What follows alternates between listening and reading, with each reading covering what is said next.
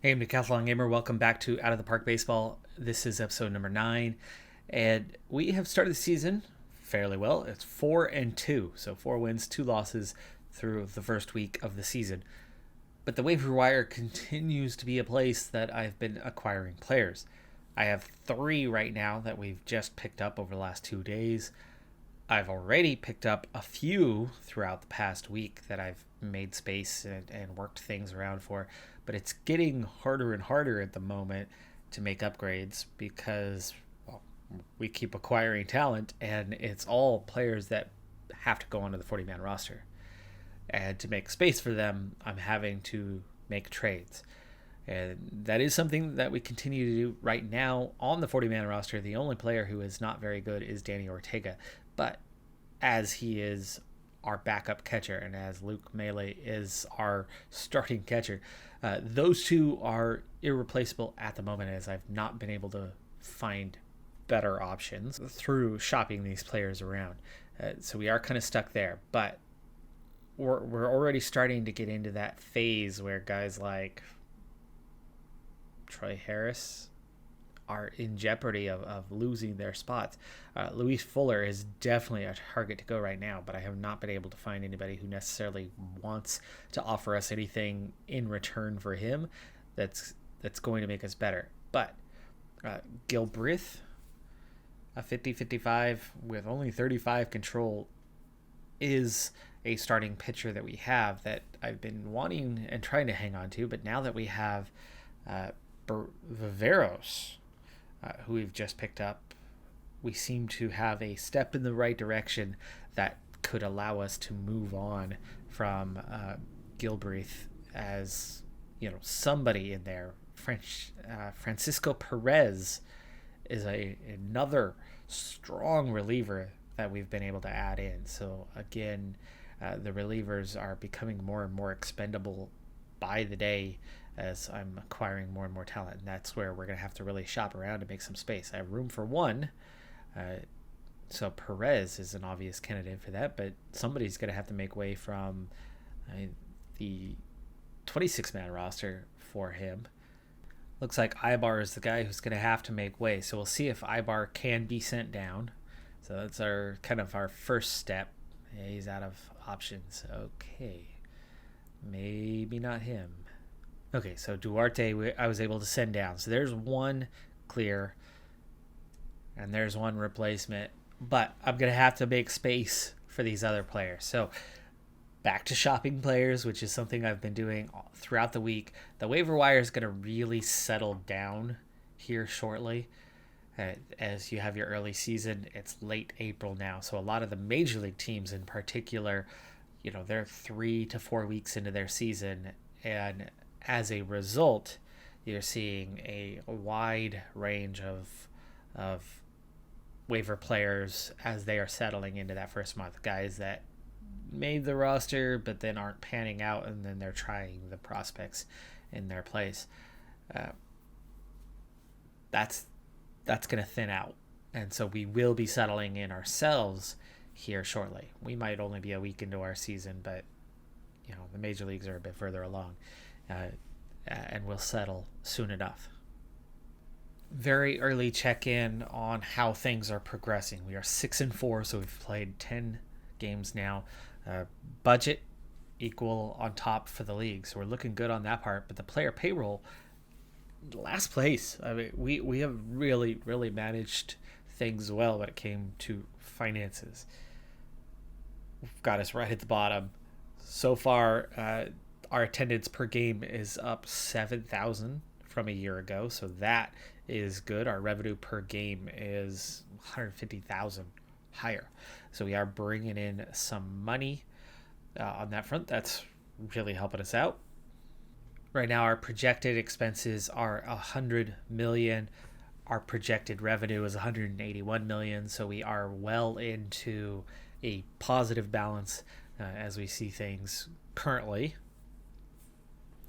That does change rather rapidly, but the good news is finances are absolutely a non-issue currently. And here's how the minor leagues are looking at the moment in the bottom right corner. That's why I moved my cam. So Our AAA team, which was horrendous last year, I think they had 3 wins late in the year. They had just 3 wins. Now they picked things up a little bit after we really started making a lot of moves, but they're 14-5 right now.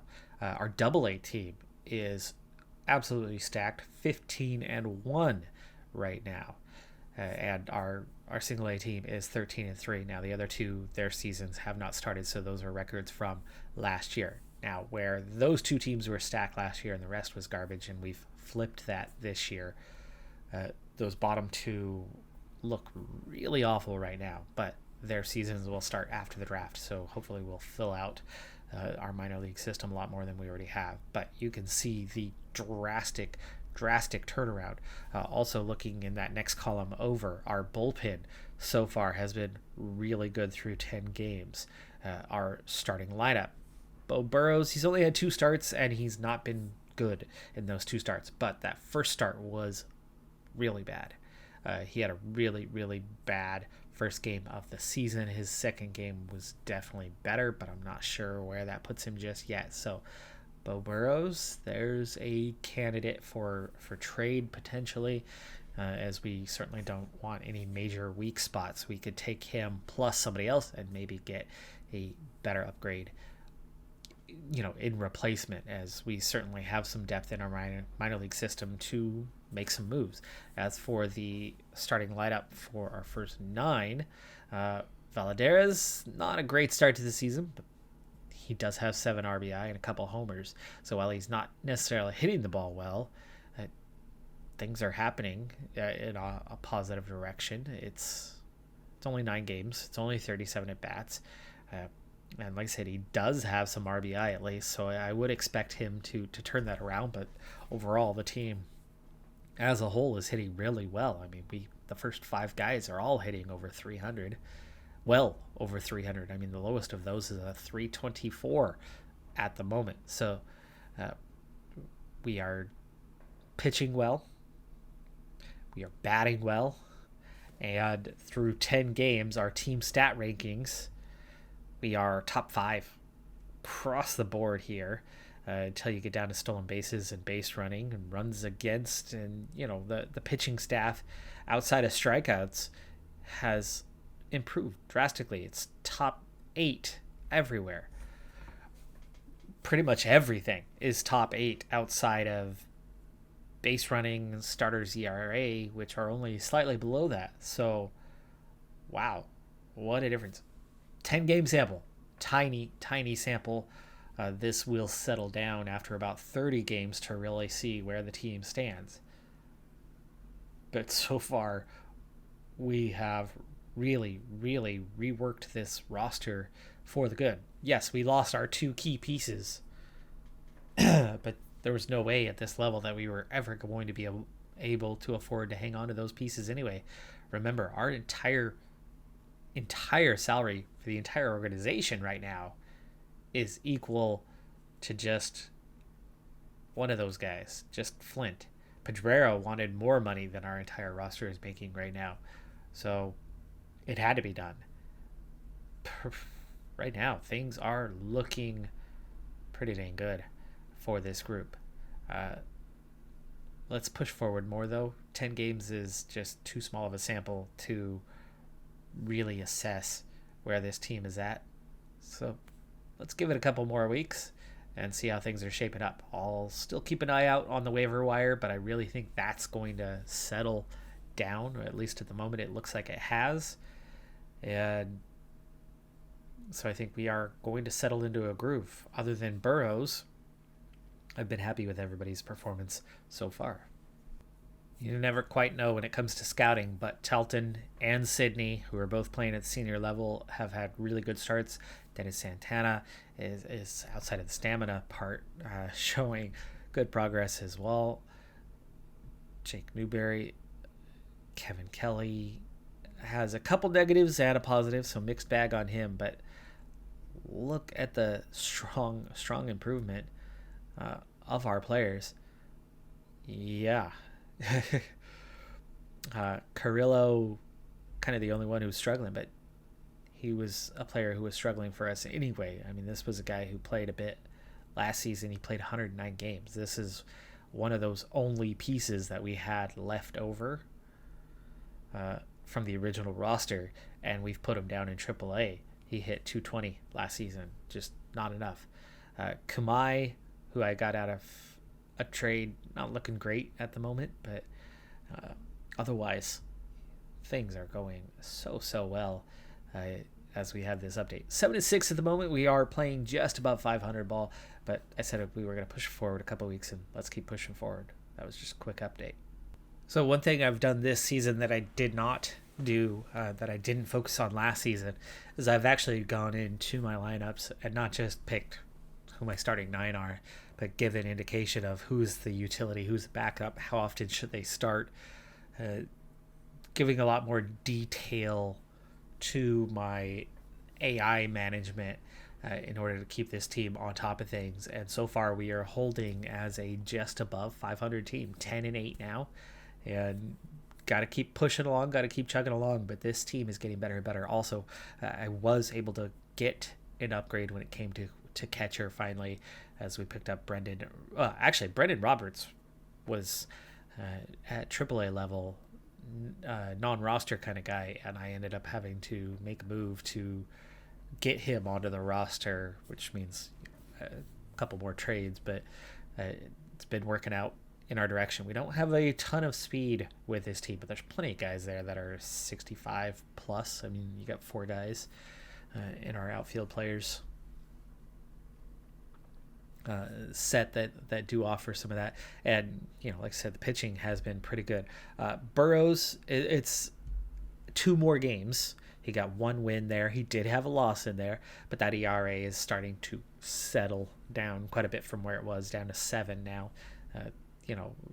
Through 4 games, it only takes one bad one to really bring that down quite a bit. He's only had 22 innings, so it is coming along. He only had 4 games with the Dodgers last season, but he had a good ERA there. He's capable. It'll come down. His stuff isn't quite as strong as some of the other starters, and he doesn't have a ton of movement, but he certainly has better control than a few of the guys. He's very average. Not as much power either. It'll settle. It will settle, I do believe. Took him an extra year, but Robinson Cano, just like in real life, has been, despite everything, has been waived. $24 million salary. That's not even what it is real life. It's a lot higher than that. It's over $30 million. Guy's making an insane amount of money, but here in game, he's down to the final year of that contract. There's no way we are paying that for a player who's at this point AAA talent.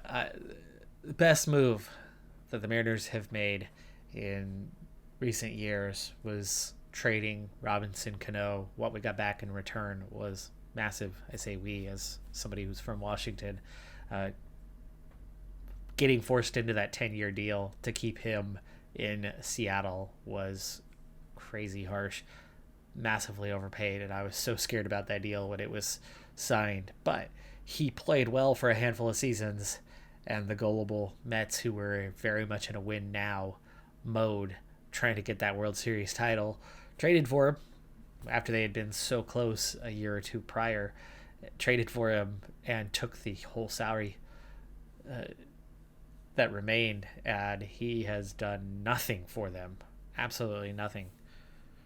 In game, 2022 was okay, but in real life, so far, it was a terrible first month for him, and he's been waived.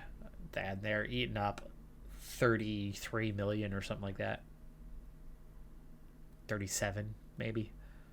So we've picked up some injuries. It's been a tough week or so for the team, and we are down to just a hair under 500 at 16 and 17 right now.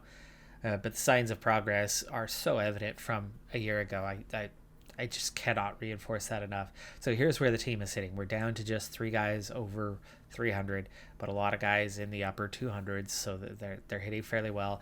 We have a couple players with 7 home runs. We have couple players at 22 RBI, a bunch of guys at 15 plus. I mean, the team as a whole is doing what I said they would do.